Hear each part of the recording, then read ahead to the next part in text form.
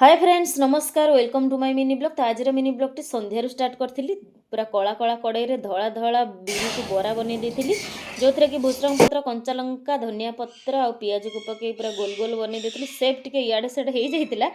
तो तापर खाई सारा पर रातिर खाଇବା प्रिपेरेसन आरंभ होता। गोटे बड़ माखन धरिक बसी पड़ी काटापी जोटा कि पनिकी बिल्कुल भी है काटी ताको गोटे बड़ चाकू आनी काटी जोटा कि काटी सारा पर मोर पूरा दिल खुश होगा माखन को देखिकी।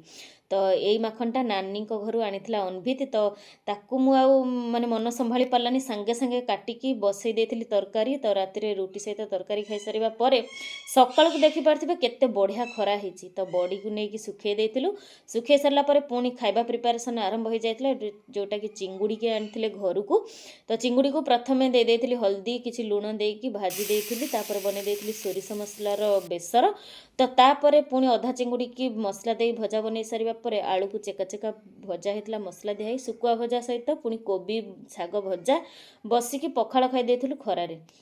तो खाई खुआ सरीगला तो अनभित आयांस पूरा जिदी धरले मत वाटरमेलन खाइबार अच्छी। तो ता बापा वाटरमेलन आनी ये काटी कुटाकी देली खावाई आ सी एत खुशी हो मत पूरा गेल कर पकाउछन्ती दी भाई जाक। तो तार एपटे बाप पुओ मिसिकी 3 जण खाइले आमे भी खाई नेतलु। आपण मानकु मोर मिनी ब्लॉग टी केमिति लागिला कमेंट माध्यम रे जणेबे। भल लागिथिले लाइक शेयर सब्सक्राइब करदेबे। पुणी देखबा आ गोटे नुआ मिनी ब्लॉग रे।